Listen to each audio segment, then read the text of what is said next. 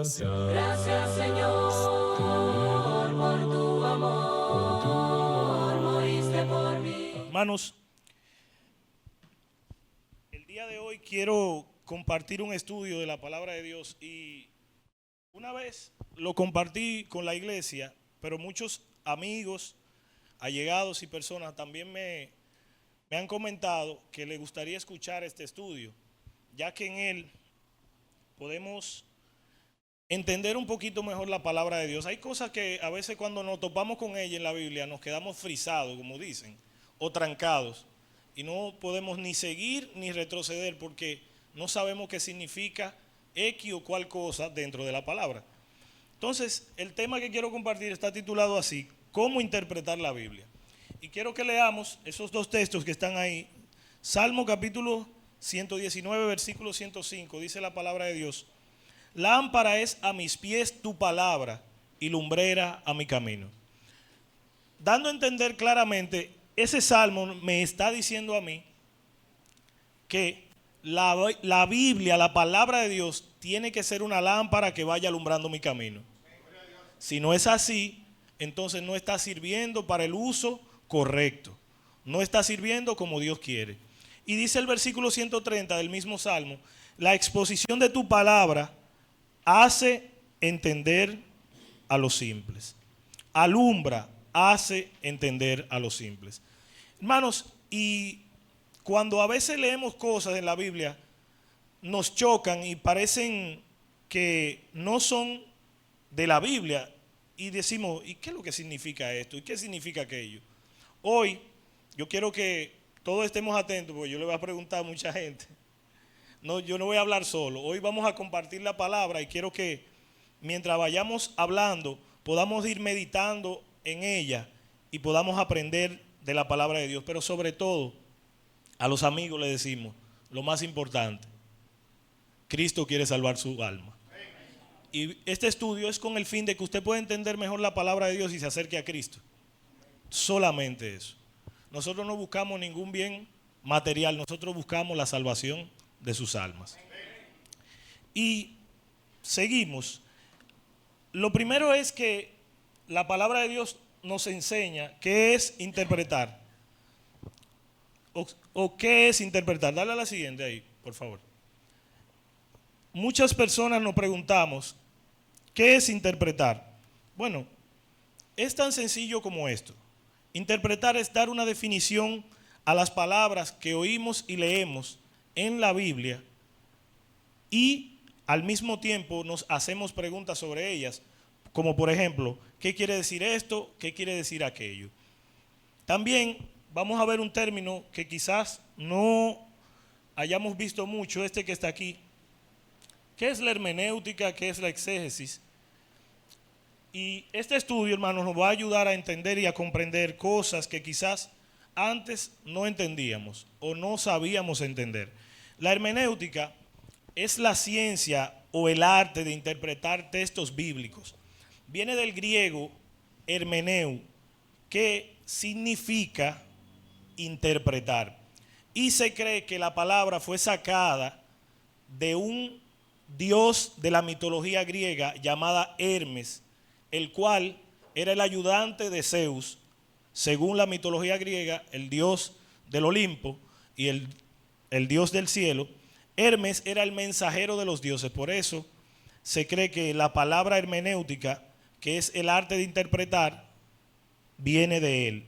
En el idioma latín, la misma palabra Hermes significa mercurio. Incluso al apóstol Pablo, en un momento determinado, andando, predicando la palabra, en Hechos capítulo 14, lo pueden leer en su casa detenidamente, les invito a que lo lean, para que ustedes vean el sacrificio del evangelio reflejado en la vida de Pablo. A Pablo se le llamó Mercurio porque él llevaba la palabra. Y a Bernabé le decían también otro nombre.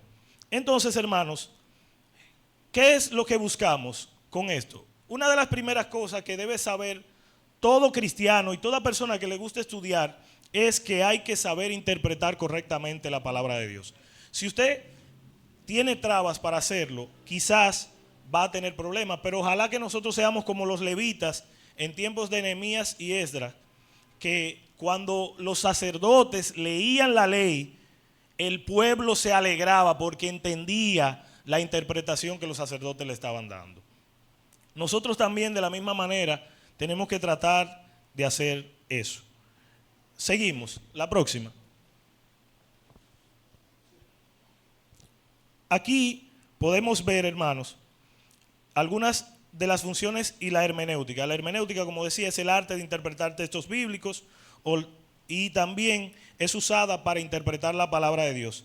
Interpretar, como decía, es dar una definición correcta a las palabras que escuchamos y leemos en la Biblia, haciendo un buen uso de la exégesis, que es la explicación de lo que nosotros estamos aprendiendo. Quizás en el momento cuando estamos ahora no estamos entendiendo mucho, pero mientras vayamos avanzando vamos a ir entendiendo más. Hermanos, hay muchas personas que no entienden la Biblia por las siguientes razones que voy a decir. Anote estos versículos que voy a dar mientras voy diciéndolo. Lo primero es, hay gente que no entiende la palabra porque no quiere hacer la voluntad de Dios. Eso es lo primero. Juan capítulo 7, verso 17 así lo dice. Hay otros que no entienden la palabra porque no le piden sabiduría a Dios. Santiago 1:5 dice que pidamos a Dios sabiduría, que Él da abundantemente y sin reproche y le será dada. Hay otros que no entienden la palabra porque no escudriñan, o sea, no investigan, se quedan solamente con lo que le dicen. El día de hoy, cuando usted salga de aquí, usted tiene que salir a investigar todo lo que yo dije, a ver si es verdad que eso está correcto. No se quede con lo que yo dije, no me crea a mí. Usted sale, investiga, a ver, déjame ver si lo que dijo César está bien. Porque es muy fácil pararse aquí y yo decirle todo lo que yo quiera y ustedes convencerse sin investigar. Pero el mismo Pablo halaga a unos hermanos en Berea, en Hechos capítulo 17, verso 11, y nos dice que seamos como los de Berea, que iban a las escrituras a ver si lo que Pablo estaba diciendo era verdad. También hay otros que no entienden la palabra porque piensan más allá de lo que está escrito. Hermano, nosotros no estamos llamados a pensar más allá de lo que está escrito. Nosotros estamos llamados a creer en la palabra de Dios. Eso dice primera carta a los Corintios, capítulo 4, verso 6. También hay otros que no entienden la palabra porque no aman la verdad y no creen en la verdad. Eso dice segunda de Tesalonicenses, capítulo 2, verso 10 al 12.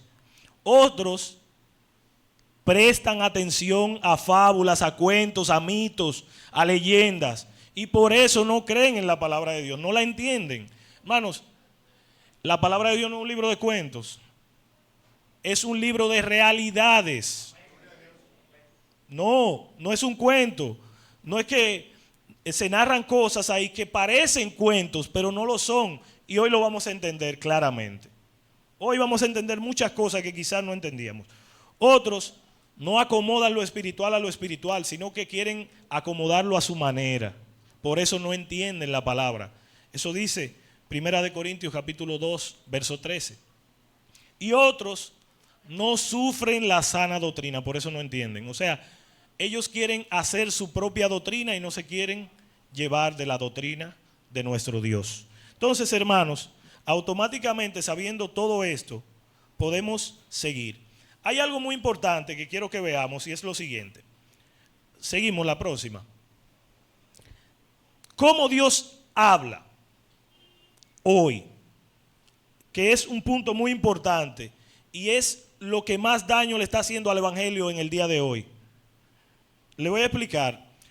Hay un texto que dice, Hebreos capítulo 1, verso 1 y 2, dice que Dios, habiendo hablado de muchas veces a los padres por los profetas, en los postreros días, o sea, en los últimos días nos ha hablado por el Hijo. O sea, Dios no habla por más nadie que no sea por su Hijo. Cualquier persona que le diga que Dios me habló, eso es mentira, hermano. Dios no habla a través de su palabra. Ahora, usted quiere saber si Dios habla. Le voy a poner un ejemplo que quizás usted no lo ha meditado leyendo la palabra.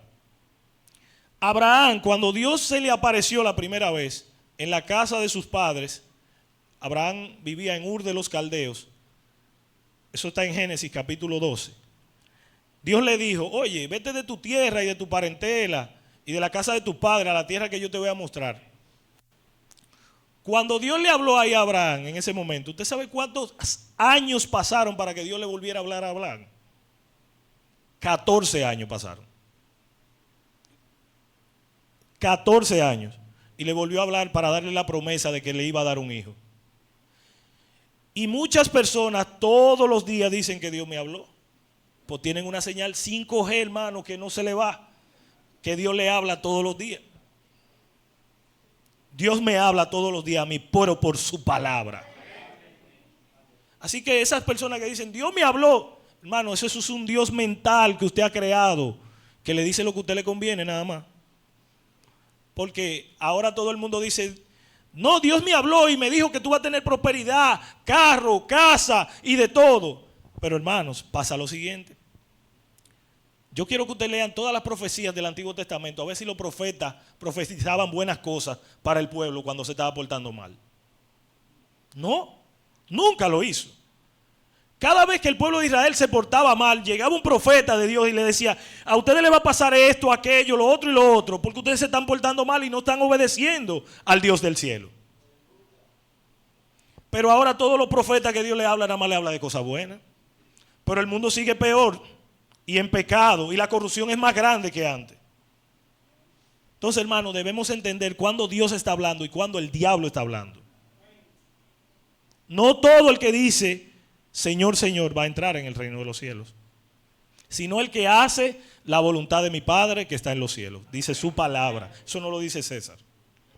Entonces, hermano, Dios nos habla ahora por su palabra de 4 formas. Y están ahí. La primera es por una declaración clara y explícita. ¿Qué es una declaración clara y explícita? Es algo que no necesita explicación, que está claro. Y voy a dar varios ejemplos de eso. El primero es, ¿usted quiere saber cómo se creó el mundo? Usted solamente tiene que ir a Génesis capítulo 1, verso 1 al 31 y usted lo va a leer completo. Dios se tomó 6 días para crear el mundo y al 7º día cesó de la obra. Eso no necesita explicación. Ahí Dios explica cómo hizo la luna, cómo hizo el sol, cómo hizo las estrellas, cómo hizo los ríos, cómo hizo los mares, cómo hizo las plantas, cómo hizo los animales, cómo dividió los días y las noches. Eso no necesita explicación porque está claro ahí. Otro ejemplo es la historia del pueblo de Israel. Si usted quiere saber toda la fechoría que hizo el pueblo de Israel y compararla si usted la está haciendo hoy, o también las cosas buenas que hizo el pueblo de Israel y si usted la está haciendo, usted solamente tiene que leerse el Antiguo Testamento desde Génesis hasta Malaquías. Eso no necesita explicación. Otra cosa es, por ejemplo, el nacimiento de Jesús. Quizás no tenemos una fecha específica del nacimiento de Jesús, pero en un estudio pasado dijimos aquí que científicamente y por la palabra se sabe que Jesús no nació en diciembre porque en diciembre hacía mucho frío y los animales no estaban en el establo donde nació Jesús en ese momento. También, hermanos, sus milagros. Jesús hizo milagros poderosos que no necesitan explicación. ¿Por qué? Porque Jesús es el Rey de Reyes y Señor de Señores y tiene todo el poder para hacerlo. Tan sencillo como eso. Es Jesús, Dios con nosotros aquí en la tierra. Y eso no necesita ninguna explicación. Porque si Él tiene todo el poder, Él puede hacer lo que Él quiera. La siguiente es por mandamientos directos. Mandamientos directos, ¿qué son? Por ejemplo, a Noé se le dijo, hazte un arca. No a ustedes ni a mí, fue a Noé que le dijeron, hazte un arca. Ahora, a nosotros sí se nos manda hacer estas cosas que voy a decir. Creer, arrepentirse, confesar a Cristo, bautizarse, perseverar en el camino. Todo eso son mandamientos y hay que hacerlo. También orar, cantar, predicar. Todo eso son mandamientos. Venir a la iglesia y reunirse también es un mandamiento. Todo eso, participar de la Santa Cena que acabamos de hacer y de las ofrendas también son mandamientos. Y algo muy importante que no se puede quedar. Practicar la piedad, hermanos, todos los días de nuestra vida. Los cristianos, hermanos, y los que no son también están llamados a practicarla. O sea, portarnos bien, hacer las obras que Dios quiere que hagamos. Eso es mandamiento directo. y también abstenerse de pecar, porque Dios nos manda a abstenerse de pecar, y practicar las buenas obras con todo el mundo. La tercera es por medio de ejemplos aprobados que debemos imitar. Ahí está. ¿Qué es un ejemplo aprobado que debemos imitar en la Biblia? Voy a decir uno. Nosotros nos reunimos el primer día de la semana porque los primeros discípulos lo hicieron de esa manera. El hermano que tenía la comunión dijo y citó a Hechos capítulo 20, verso 7, el cual dice: el primer día de la semana, reunidos los discípulos para partir el pan, Pablo les enseñaba habiendo de salir al día siguiente y alargó el discurso hasta la medianoche. O sea, nosotros nos congregamos el primer día de la semana, no porque Constantino lo puso en el año 325. Nosotros nos congregamos el día primero de cada semana porque Dios lo estableció así. Porque hay muchos hoy que quieren decir que no, que la Iglesia Católica fue que cambió el día de congregarse. No, hermanos, eso no es así. Desde el principio, desde el día de Pentecostés, que era domingo, la iglesia comenzó a reunirse cada primer día de la semana. Y ha perseverado en eso hasta el día de hoy. Y lo seguirá haciendo hasta que Cristo venga. Entonces también, hermanos, partir el pan los domingos, o sea, lo que acabamos de hacer, la cena del Señor, nosotros lo hacemos porque fue establecido así. El apóstol Pablo, Mateo, Marcos, Lucas, toditos narran estas historias, y la cual nosotros también estamos en la misma doctrina. Participamos tanto de la comunión como de las ofrendas los domingos, porque es un ejemplo aprobado por la iglesia que nosotros seguimos. Y la última, que es la más compleja de todas, es por enseñanzas implícitas, o sea, de las cuales se extraen inferencias necesarias, o sea, deducciones y conclusiones. Un ejemplo de ellas son las señales del fin, las parábolas de Jesús y el lenguaje figurado, que más adelante lo vamos a ver, que es lo que quiero que veamos para que podamos entender muchas cosas de la Biblia que no entendemos hoy. Seguimos. Hay muchas formas en las que la Biblia enseña. Primero, la siguiente, por favor. Siguiente imagen, por favor. La otra. Quiero detenerme aquí un momentico. Esto quizá todito no lo sabemos y el que no se lo sabe se lo va a aprender hoy. La Biblia está dividida en dos partes. Primero, Antiguo Testamento, Nuevo Testamento. Tiene 66 libros y está dividida en 3 eras. Hay una era que se llama la era patriarcal, que abarca desde Adán hasta Moisés. Hay una era que se llama la era de la ley o la era mosaica, que abarca desde Moisés hasta Jesús. Y hay una era que se llama la era cristiana, que es la que nosotros estamos viviendo y es la última, no hay más. Después de Cristo no hay más.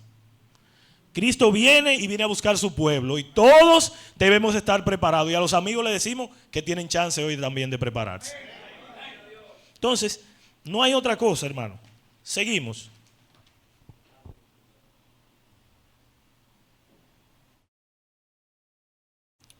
Y la siguiente, hermanos,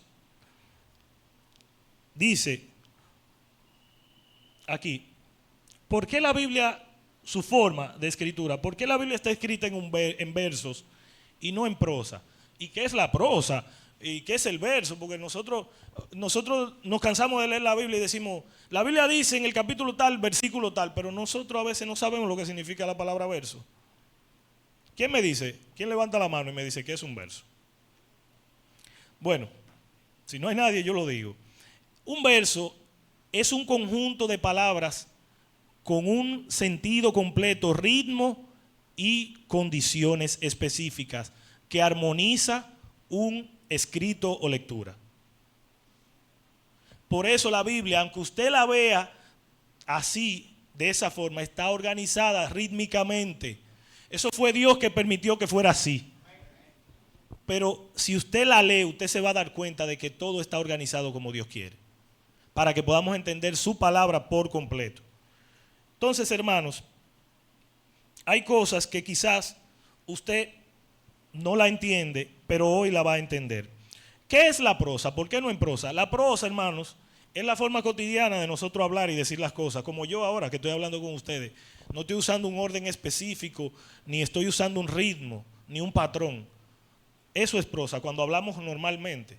Pero el verso tiene algo diferente, que lleva un ritmo, lleva un conjunto de normas y lleva un orden específico que dan sentido a lo que usted está leyendo. Entonces, por eso la Biblia está organizada en versos. Dios lo permitió así y la gloria y la honra sea para Él por eso. También, algo muy importante, siguiente.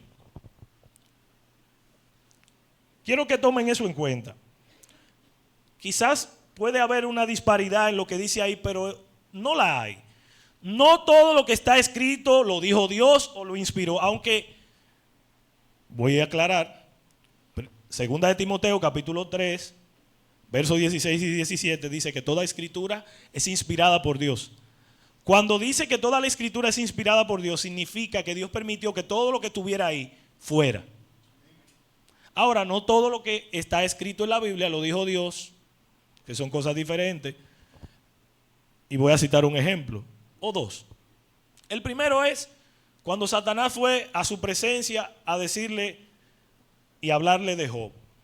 Satanás le dijo a Dios, piel por piel, todo lo que el hombre tiene dará por su vida. Hablando de Job, eso no lo dijo Dios, eso se lo dijo el enemigo a Dios. O le dijo a Jesús en la tentación, échate hacia abajo porque escrito está, a sus ángeles enviará cerca de ti para que tu pie no tropiece sobre piedra. Le citó el Salmo 91, pero eso fue el diablo que lo dijo, eso no fue Dios. O le dijo que si postrado le adorara, le iba a entregar todos los reinos del mundo.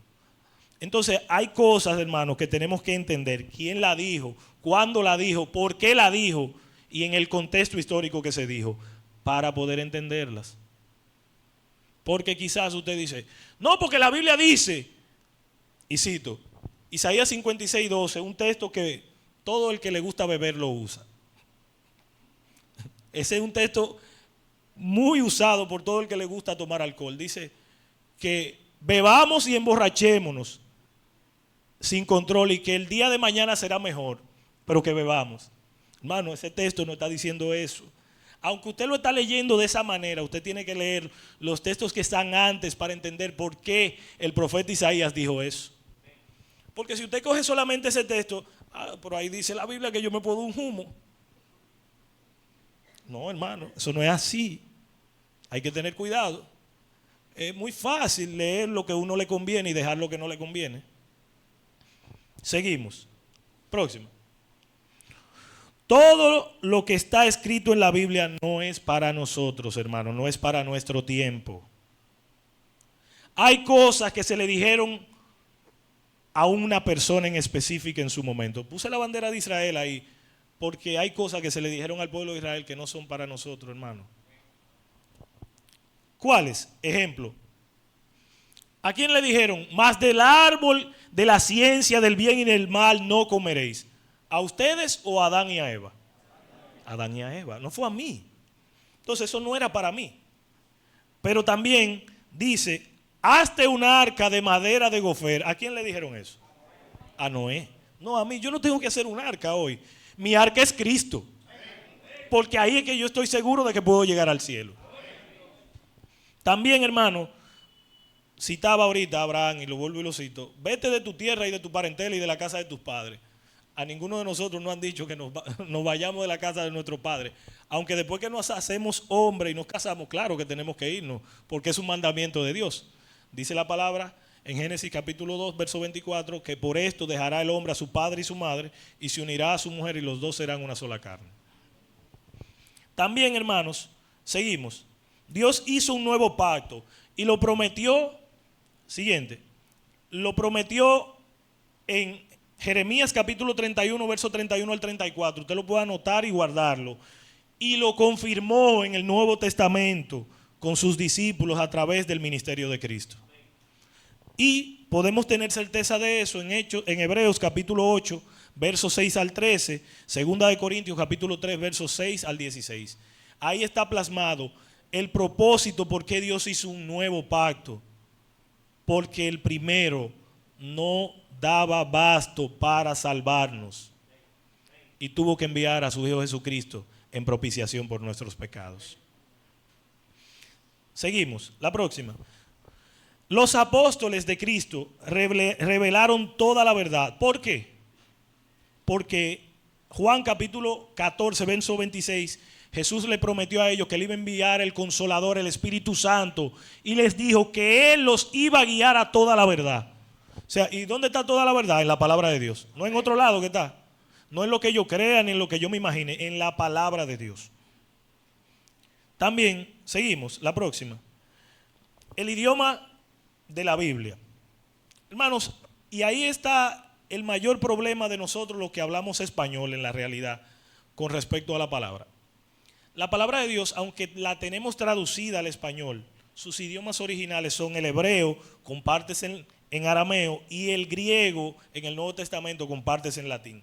Pasa lo siguiente, hay cosas que usted va a leer y quizás están en el idioma original que se escribieron y están transliteradas de ese idioma al español. Transliterar es pasar una palabra de un idioma a otro igualita. Y voy a citar un ejemplo de una palabra o dos. La palabra bautismo, que nosotros usamos mucho, no es una palabra española, es una palabra griega. Está transliterada al español. Bautismo significa sumergir o zambullir en agua. Eso es. Y otra palabra que usamos mucho, y aquí hay muchos nombrados con ese cargo, diáconos. La palabra diácono es una palabra griega y está transliterada al español así mismo. Y lo que significa es servidor. No es otra cosa. No se crea que es un cargo de que pomposo allá arriba. No, un servidor, hermano, una persona que está dispuesta para servir en la iglesia. Pero nosotros todos estamos llamados a ser servidores de Cristo. Seguimos, próxima. Y aquí es que quiero comenzar a hablar con ustedes. Hay reglas de interpretación que nosotros debemos entender. La primera es la siguiente. Son 5. Tomar la palabra en su sentido usual, ordinario o llano. Eso es cuando la palabra no necesita mucha explicación. Es preciso, hermanos, que nosotros tomemos esas palabras que son corrientes y si no sabemos el significado de ellas, la busquemos en el diccionario. Pero no hay que darle tanta larga ni explicación a una palabra. Cuando dice llover, todo el mundo sabe que llover es que cae agua del cielo. O cuando dice comer, se sabe que es alimentarse. Esas cosas no necesitan explicación. Pero hay palabras que sí necesitan. Y quiero entrar a la segunda regla, la que dice ahí, la número 2. Dice, las palabras pueden tener varios significados o sentidos siendo la misma palabra. Una misma palabra en la Biblia puede tener varios significados siendo la misma. Y por eso es necesario estudiar la palabra de Dios y los idiomas originales en que se escribieron. Un ejemplo de ella es la palabra fe. La palabra fe por lo general se refiere a la confianza y a la esperanza y creencia que nosotros tenemos en Dios. Eso lo podemos ver en Hebreos capítulo 11 completo. Ahora, la fe también se refiere al evangelio, hermano, que nosotros predicamos. ¿Cómo podemos comprobarlo eso? Gálatas capítulo 1, verso 23, Hechos 6, 7 y Romanos 1, 5. Esos 3 textos usted puede leer ahí. Y ahí habla de la fe, pero no de la fe de la creencia que nosotros tenemos, sino de la fe como el evangelio, el camino que usted y yo debemos seguir para llegar al cielo. También la fe puede referirse a algo particular, hermano, como esto, a convicciones personales que tiene cada uno como persona. Usted cree ciegamente en una persona, en un objeto, en lo que sea. Eso es una fe cotidiana, pero no es la fe que salva. La fe que salva es la fe en Cristo Jesús. Y esa es la que usted y yo debemos procurar todos los días de nuestra vida y buscarla para poder llegar al cielo. Seguimos. Tercera regla. Dice, es necesario tomar las palabras en el sentido que indica el contexto, o sea, los versículos que están antes y después del citado. Y vuelvo doy el ejemplo de Isaías 56, 12, que dice que bebamos y embriaguémonos. Usted tiene que entender, hermano, por qué el profeta dijo eso. Usted no se puede quedar solamente con ese solo versículo. Lea los otros que están antes para que usted entienda por qué Isaías dijo eso. Un ejemplo de eso es el siguiente. Hechos capítulo 16, versos 30 y 31. Pablo y Silas estaban presos en la cárcel, cantaban himnos al Señor, los presos los oían y de repente vino un terremoto, removió los cimientos de la cárcel, las puertas fueron abiertas y todo el mundo se espantó. El carcelero, pensando que todo el mundo se había ido corriendo, sacó la espada y se iba a matar. El apóstol Pablo alzó la voz y le dijo: hey, tranquilo, no te hagas nada, estamos toditos aquí. Él, asustado, dijo: espérate, estos hombres tienen poder, ¿qué es lo que pasa? Se postró a los pies de ellos y le dijo: ¿qué debo hacer para ser salvo? Y hoy yo también le voy a decir a ustedes, a los amigos, qué deben hacer para ser salvos.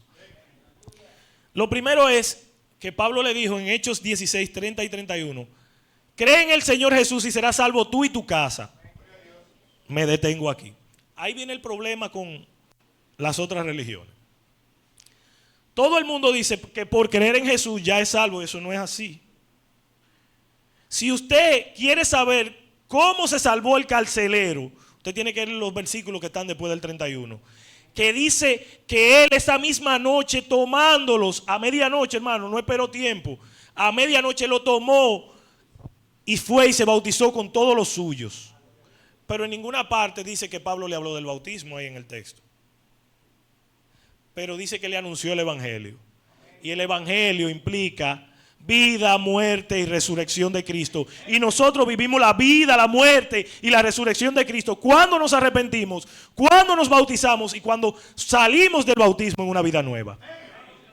Hermano Sucre. Evidentemente, gracias César, fue que se le explicó todo. La esencia del evangelio lo abarca todo. Claro que por ende se entiende la omisión que ya se lo había dicho todo el consejo de Dios. Exactamente. Hay cosas, y ahorita vamos a dar ejemplo de eso. Y una de ellas, lo voy a hacer aquí, un ejemplo que nosotros los dominicanos usamos mucho. Usted y yo estamos hablando, dos personas, y llega un tercero y te dice: fulano, préstame 1,000 pesos. El otro que está del otro lado le hace: ¿qué usted le está diciendo con eso? Que no se lo preste. Usted usó algo que nosotros hablamos ahorita, una inferencia, una enseñanza implícita. Usted le dijo a la otra persona sin muchas palabras que es ladrón, que no se lo preste. Eso se llama inferencia necesaria. O sea, cuando usted aplica algo en pocas palabras para decir muchas cosas. Dice la palabra de Dios en Hechos 16, desde el versículo 30 en adelante, que Pablo le dijo: cree en el Señor Jesús y serás salvo tú y tu casa, pero que en esa misma hora le anunció el evangelio. Y el evangelio es la vida, la muerte y la resurrección de Cristo reflejada en la vida de nosotros.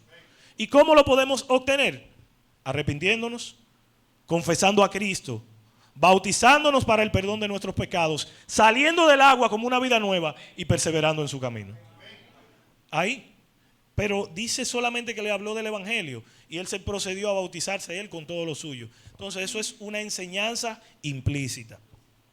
También hay una cuarta regla que dice: es necesario mirar el pasaje completo, o sea, el capítulo completo, para poder entender a veces el propósito del libro que estamos estudiando y para poder interpretarlo. Hay cosas que si usted no la lee completa, no las va a entender. Nosotros, los dominicanos, por costumbre tenemos que compramos un aparato nuevo. ¿Quién de nosotros lee el manual? El que dice que lo lee, hermano, yo creo que está hablando mentira. Uno le entra de una vez y comienza a armar ahí a la buena de Dios. Entonces eso pasa con nosotros, hermano. Tenemos que leer completo las cosas para poder entenderlas. Hay cosas que no las vamos a entender si no leemos completo.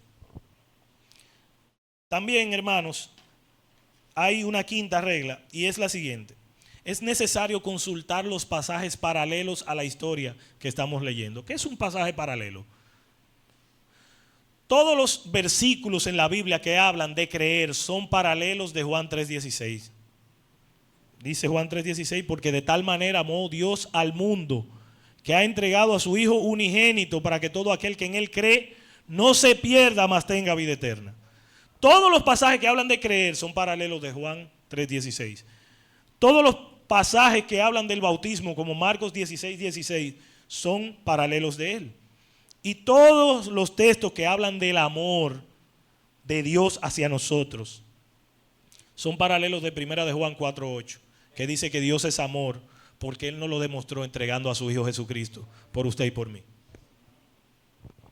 Entonces, todas esas enseñanzas, hermanos, como la institución de la Cena del Señor, que acabamos de pasar, son pasajes paralelos. Primera de Corintios 11, 23 al 32, Mateo 26, Lucas 22, Marcos 14. Todos esos textos son paralelos de la Cena del Señor. O sea que usted puede leer y quizás va a encontrar un dato en uno que en otro no está, pero eso no significa que la Biblia se equivoca, porque eso es lo que el mundo quiere dar a entender a la iglesia. Lo que pasa es que cada escritor tuvo una forma de hacerlo y de expresarlo. Así que, hermanos, hay algo que quiero dejar, y esta es la primera parte del estudio, es 4 llaves para interpretar la Biblia. Seguimos. La próxima, por favor. La primera es escudriñar. Sí, hermano Miguel. Varón, permítame volver un poquito atrás. Sabe que hay pasajes que ese es uno de los problemas cuando la gente no sabe esas reglas y te lee la Biblia y te trae desde allá un tema y te dice que la Biblia dice eso, pero no hace esquina nunca. No hace esquina. Por ejemplo, aquí tenemos la calle Rosa Duarte, esquina, allá adelante, esquina Mella. Pero hay pasajes que no hacen esquina nunca. Entonces te traen ese tema de allá y te lo quieren decir que dice eso, pero no dice eso. Entonces, al no saber eso, como hablamos de concordancia, que usted dice realmente de texto, que usted lo busca, una concordancia, y te tira todo, te pone la palabra amor, y te tira todos los textos que te hablan del amor. Entonces, por eso es que yo le he preguntado a alguna gente si el amor es bueno, y algunos dicen sí, y cuando de repente yo digo, mira, depende, ahí cabe la palabra depende, porque amor al mundo, dice la palabra, no amen al mundo. Y el amor al dinero, dice, raíz de todos los males, el amor. Es decir, que depende del amor. Ahora, ¿el amor a Dios es bueno? Sí es bueno. ¿El amor al prójimo es bueno? Sí es bueno. Entonces, todo eso tiene que ver. De modo, hermanos, qué interesante este tema, porque nos va iluminando en cuanto a cómo interpretar la Biblia. Y uno no dejarse, porque muchas personas se suben a un púlpito y te traen temas que no tienen nada que ver uno con otro. Nada que ver, nada que ver. Son textos opuestos. Por ejemplo, lo que llamamos antónimo del amor, lo contrario es el odio. Usted no puede decir que eso quiere decir que no, cada cosa tiene su orden. De modo que es interesante que nosotros vayamos y sigamos entendiendo. Y mire, varón, en este sentido también, en cuanto a la interpretación, yo veo 3 cosas. Es muy importante saber eso, pero, ahí está el pero. Usted sabe que los científicos, por ejemplo, tienen un caso. Casi todos los científicos, lo que ellos no conocen, se lo tiran a los años. Ah, no, eso hace 30,000 millones de años y usted va a ir a investigar allá. ¿Y usted lo cree o no lo cree? Cuando no saben una cosa, se lo tiran a los años. Y otros, cuando no conocen una enfermedad, se la atribuyen a un virus. Ah, eso es un virus, pero porque no saben cómo se llaman. Entonces lo tiran a todo. Todos lo tiran porque los virus cogen todo y el tiempo también. Pero es que ellos no saben. Y como uno no sabe, entonces hay veces, hermanos, también, que los cristianos que no quieren obedecer dicen, no, eso fue para los corintios. O sea, nunca, pero para la República Dominicana no hay ni siquiera un texto. La República Dominicana ni existía. Pero, no, esto fue para los corintios. Y aquello fue para fulano, para los gálatas. Y aquello fue para Israel. O sea, para nosotros no hay nada, porque no le interesa obedecer. No le interesa. Entonces hay que mirar ese punto de vista también, que es muy interesante. Gracias, hermano. Hay una frase muy común entre nosotros dominicanos que dice, o guayamo todo, me llevo el coco. Y la cito por lo siguiente. A veces ustedes de un texto quieren nada más una parte y la otra no lo quiere, como decía el hermano. Hermano, pero en ninguna parte hay una carta escrita a República Dominicana en la Biblia. Entonces no vamos a creer en nada de lo que dice la Biblia. Ahora hay que saber qué cosas son para nosotros y qué cosas no son para nosotros. Eso es lo que debemos de entender. Y hermanos, como decía, la primera llave para interpretar, estudiar, interpretar y entender la Biblia es escudriñar. ¿Qué es escudriñar? Es indagar, es investigar, es buscar información. A veces usted se queda con lo que yo le dije y dice, wow, bro, César es un magnate, él se lo sabe todo. Mentira, hermano, yo no me lo sé todo. El que se lo sabe todo es Dios. Ese sí se lo sabe todo. Pero usted tiene que investigar. No se quede con lo que yo le estoy diciendo hoy. No salga por esa puerta igual. Vaya a ver si lo que dijo César es verdad. Haga como los hermanos de Berea, que lo cité anteriormente, Hechos 17:11, que iban a las escrituras a ver si lo que Pablo estaba diciendo estaba bien, estaba correcto. La siguiente es memorizar. Hay que aprender a memorizar. Nosotros somos dados a olvidar las cosas constantemente. Pero la palabra de Dios, dice Colosenses capítulo 3, verso 16, debe morar en nosotros. O sea que tenemos un compromiso, los cristianos y los que no son también, de memorizar la palabra de Dios y vivirla todos los días. También la tercera dice comparar. Ver aquello, ver lo otro, a ver qué pasa, un pasaje con otro, una palabra con otra, a ver por qué allí dice esto y aquí no lo dice. Pero la Biblia no se contradice, hermano. Nosotros somos los que le ponemos contradicción a la Biblia. La Biblia en ninguna parte se contradice, porque la Biblia es la palabra de Dios y la Biblia es perfecta. Y la cuarta, hermanos, es meditar. Nosotros debemos meditar, así como el Salmo 1, verso 2 dice que en su ley medita de día y de noche. Nosotros debemos meditar en la palabra de Dios, ver qué estamos haciendo bien a través de ella, pero también ver lo que estamos haciendo mal y comenzar a corregir esas cosas malas. Entonces, esta es la primera parte del estudio. Vamos a pasar a la segunda y antes de, vamos a cantar un coro y quiero que se pongan de pie, por favor. Gracias, Señor, por el día tan lindo de hoy. Gracias, Señor, por la vida y la salud. Gracias, Señor, por el día tan lindo de hoy. Gracias, Señor, por la vida y la salud. Vengo a ti, vengo a ti, vengo a ti, vengo a ti, vengo a ti, Señor, a mostrar mi gratitud. Vengo a ti, vengo a ti, vengo a ti, vengo a ti, vengo a ti, Señor, a mostrar mi gratitud. Vamos a ver si estos 20 minutos que me quedan lo podemos usar para hablar de esta parte. Y cuando hablaba con el sobrino mío y un amigo de este tema, ellos se sintieron interesados, por eso les invité para que vengan. La siguiente, por favor, diapositiva. Hay una parte, hermanos, que se llama el lenguaje figurado y el hebraísmo. ¿Qué es el hebraísmo? El hebraísmo es un modismo, o sea, una forma de los judíos expresarse que no necesariamente significa lo que nosotros hablamos, pero está en la Biblia y lo vamos a ver. Dice, hay muchas formas de los judíos expresarse que no significa lo mismo que para nosotros que no somos hebreos. Aunque los traductores traducen de manera literal todas estas cosas, hay cosas que son costumbres judías y hay otras que no lo son. Entonces, para poder entender cuáles son costumbres judías y cuáles no, tenemos que ir al idioma original, al idioma de ellos. Porque hay cosas que usted va a leer y va a ver hoy que no son lo que parecen ni son lo que son. Y la primera de ellas estamos en vivo, hermano. Hermanos, y lo que decía sobre el hebraísmo, vamos a ver ciertas costumbres y ciertas palabras que están en la Biblia, pero que no significan lo que uno cree.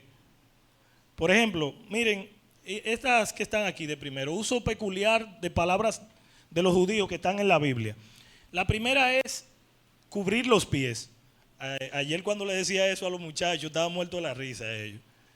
Cubrir los pies, que es esta que está aquí, Primera de Samuel, capítulo 24, verso 3, habla de que Saúl estaba buscando a David, le estaba persiguiendo y llegó a una cueva y dice la palabra que él entró a la cueva a cubrir sus pies.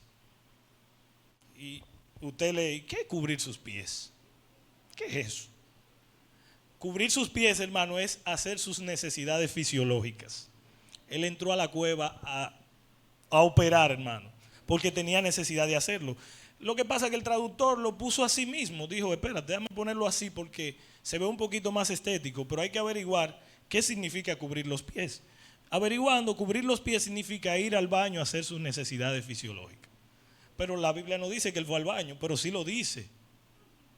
Esa es una. También está el da gloria a Dios sin R, da, no dar, da gloria a Dios.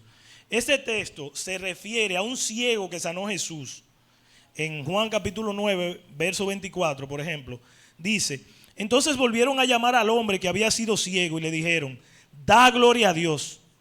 Nosotros sabemos que ese hombre es pecador. ¿Usted sabe por qué a él le dijeron da gloria a Dios? Los judíos le están diciendo que declare su pecado, que diga lo malo que él había hecho y que diga que Jesús también era pecador. Pero no era eso lo que él estaba dando, sino él estaba dando la gloria a Dios de verdad, el ciego, porque Jesús le había sanado. Lo que pasa es que los judíos querían que él declarara su pecado y le dijeron, da gloria a Dios. Cuando un judío le decía a otro, da gloria a Dios, le está diciendo, declara lo malo que tú hiciste. Dilo. Entonces muchas veces hay cosas que parecen una cosa pero son otras. Y otra de ellas es aborrecer. Texto muy peculiar, hermano. Lucas capítulo 14, verso 26 dice, si alguno viene a mí y no aborrece a padre, madre, hijo, hija, mujer, esposa o esposo, aún también su propia vida, no puede ser mi discípulo. O sea, ve acá, tú te ves con ese texto de frente y dices, pero ve acá, Jesús no me dice en un texto que ame y en otro me está diciendo que aborrezca. ¿Cómo así? No, hermano, no hay una diferencia. Lo que pasa es que Jesús está estableciendo a quién debemos amar más y a quién debemos amar menos. Debemos amar más a Dios, a Jesucristo, al Espíritu Santo y luego las demás cosas.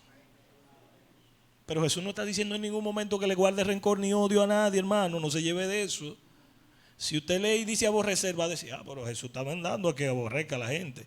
Yo voy a tratar mal a todo el que pueda. No, hermano, no es eso. Jesús no está diciendo nada de eso. Está diciendo y está poniendo sus normas. Usted tiene que amar a Dios sobre todas las cosas y luego a su prójimo como a sí mismo. Y su prójimo incluye su esposa, su esposo, sus hijos, su hija, sus hermanos, sus padres, todo. También hay un modismo de filiación. La palabra hijo a veces puede referirse a un descendiente lejano, pero no necesariamente a un hijo que yo haya engendrado. Un ejemplo de eso está en Mateo capítulo 22, versos 41 y 42, cuando a Jesús le dijeron lo siguiente: estando juntos los fariseos, Jesús les preguntó, diciendo, ¿qué pensáis del Cristo? ¿De quién es hijo? Le preguntó Jesús a los fariseos. Y los fariseos le respondieron, el Cristo es hijo de David. Literalmente, Jesús no era hijo de David, pero sí era de la descendencia de David. Y cuando a veces se refería a un hijo, podía referirse a un descendiente lejano, no directamente. También hay otros textos. Por ejemplo, seguimos la próxima. Dice, era costumbre entre los judíos llamar a una persona hijo de la cosa que lo caracterizaba. O sea, por ejemplo, a el Hijo de Dios, en singular, el Hijo de Dios. Y ahí están los textos. Se estaba refiriendo al único, a Jesús. Y los judíos sabían, cuando él decía, yo soy el Hijo de Dios, los judíos agarraban piedra para entrarle a Jesús, porque ellos no creían en Jesús como Hijo de Dios. Pero él era el Hijo de Dios. Y es el Hijo de Dios. Sigue siendo el Hijo de Dios y puede salvarnos a todos. También está hijos de luz. Efesios 5:8 dice que nosotros debemos ser hijos de luz. O sea que debemos iluminar. debemos llevar luz e iluminar. Hijos de consolación. Hechos 4:36, a Bernabé se le llamó hijo de consolación. Parece que Bernabé sabía consolar, porque habemos muchos de nosotros que no sabemos consolar, que vamos a consolar y hundimos más al que está herido. Sí, eso pasa. Usted va a darle un consuelo y lo termina matando muchas veces. Entonces no todo el mundo sabe consolar, pero hay hijos de consolación, hay hermanos que tienen el don para hacerlo. También están los hijos de desobediencia, hermano. Ahí hay muchos. Todo el que practica el pecado, todo el que no obedece a Cristo es un hijo de desobediencia. Lamentablemente eso no lo dice César, eso lo dice la palabra de Dios. Hay hijos de ira, y eso sí es fuerte, hermano. Los hijos de ira son los que están determinados al castigo, que merecen la ira de Dios. También hijo se puede referir a alguien engendrado espiritualmente. Por ejemplo, el apóstol Pablo tenía muchos hijos espirituales. Pablo nunca tuvo hijos, pero sí tuvo muchos hijos espirituales.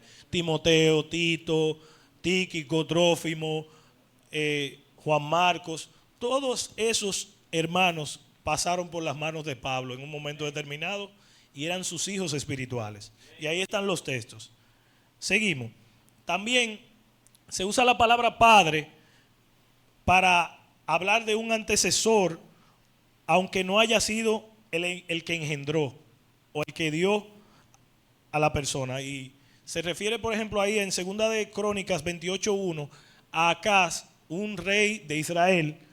Se le llama: tu padre David te dijo esto, esto y esto, y no lo hiciste. O sea, dando a entender, David literalmente no era padre de Acab, era como bisabuelo de Acab. Lo que pasa es que David es puesto como padre de todos los reyes de Israel porque fue el rey más grande que tuvo Israel. También un padre se puede referir a uno que deja un legado que debemos imitar. Por ejemplo, como Abraham, que lo cita Romanos 4:12. Abraham es el padre de la fe. Nosotros debemos imitar la fe de Abraham, hermanos. ¿Por qué? Porque Abraham salió a ciegas, sin saber para dónde iba, pero confiando en Dios. Y nosotros debemos seguir así mismo, a ciegas, pero confiando en Dios. También en el sentido religioso se puede referir a un término, a un título pomposo. Jesucristo hablando en Mateo 23:9 dice: y no llaméis Padre vuestro a nadie, porque su Padre uno solo y está allá arriba en los cielos. En el sentido que Jesús lo dijo, no es que no le digamos Padre a mi papá o al suyo. Jesús lo dijo en el sentido que Padre nuestro es el único y está allá arriba en el cielo. Así que, hermanos, también poner la siguiente, por favor. Poner lo absoluto por lo relativo o hacer comparaciones. Jesús dijo en Juan 6:27. Siguiente. Jesús dijo: trabajad no solamente por la comida que perece, sino por la comida que a vida eterna permanece. Jesús puso lo absoluto por lo relativo. Y Él no está diciendo ahí que no trabajemos por la comida que nosotros tenemos que comernos diariamente, sino que trabajemos más por la comida que a vida eterna permanece. ¿Cuál es esa? Obedecer a su palabra, cumplir sus mandamientos, hacer la voluntad de Dios, agradar a Dios en todo, porque esa es la comida que nos va a llevar al cielo. No es la comida física. También Pablo hablando en 1 de Corintios capítulo 1 verso 17, porque no me envió Cristo a bautizar, sino a predicar el evangelio. A mucha gente usa ese texto para decir que no hay que bautizarse para ser salvo, pero Pablo no está diciendo eso. Él está poniendo lo absoluto por lo relativo. En lo siguiente, Pablo lo que está diciendo: Cristo me mandó más a predicar que bautizar, porque ese era su trabajo. Pero sí, Pablo bautizaba porque Pablo bautizó a Timoteo. O sea, que quiere decir que hay que bautizar para ser salvo. Y también Jesucristo mismo hablando: el que me recibe, no me recibe a mí, sino al que me envió. Jesucristo no está diciendo que si usted lo recibe, no lo va a recibir. Jesucristo lo que está diciendo es que usted tiene que recibirlo a Él y también a su Padre. Y lo está recibiendo a los dos. Entonces, también dice el otro texto: porque no busco mi voluntad, sino la voluntad del que me envió. Jesucristo podía hacer lo que Él quiera porque Él era Dios aquí en la tierra. Pero Él como hijo nos enseñó a someternos a la voluntad del Padre. Por eso Él dijo, no busco mi voluntad sino la del que me envió. Pero no era que Jesucristo no podía hacer lo que Él quiere, hermano. Jesucristo era todopoderoso y es todopoderoso.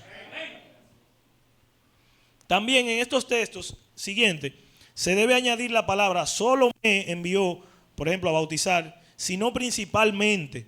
No busco solo mi voluntad, sino principalmente la del que me envió. O sea, no es que no hagamos una cosa y dejemos de hacer la otra, sino que hagamos las dos, pero que le demos prioridad a la más importante de cada una de ellas. Quiero avanzar,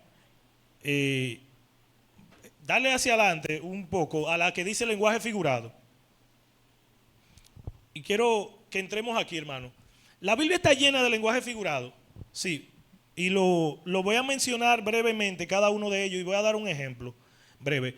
La primera es la metáfora. Nosotros a cada rato decimos algo que es una metáfora. La metáfora es una figura literaria, una figura que consiste en usar palabras en sentido distinto al que propiamente tienen. Por ejemplo, Jesús dijo de sus discípulos, vosotros sois la sal de la tierra. O sea, nosotros somos los que le damos gusto y sentido a la vida. Porque la sal eso es lo que hace, hermano. Condimenta, da sentido, sabor. Vosotros sois luz del mundo, le dijo Jesús. O sea que nosotros debemos alumbrar.